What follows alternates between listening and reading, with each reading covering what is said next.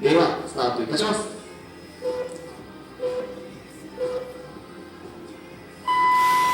さあ3回スタート。お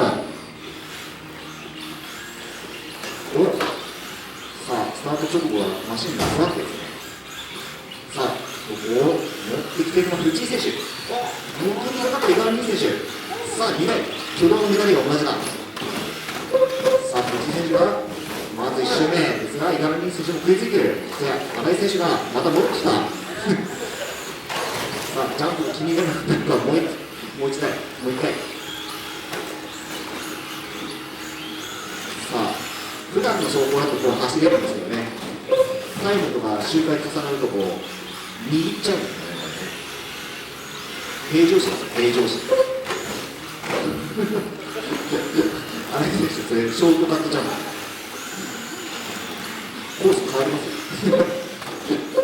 さあ、トップで回っています藤井選手。さあ、その後ろ、五十嵐選手。3発ラリーのチャンピオン。さあ、なんとか食らいついてが、今日はちょっとあまり乗れてない。さ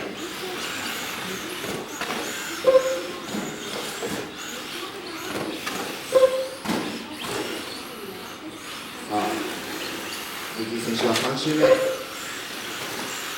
選手。怪しいところで今カウントしましたね。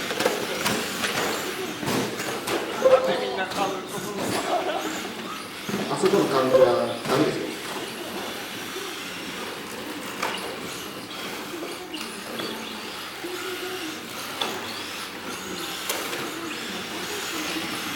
さあ、藤井選手、はい、選手ボール。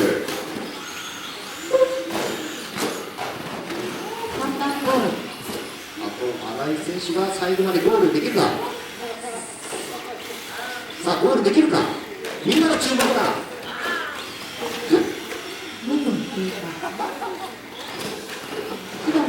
い、全車ゴール。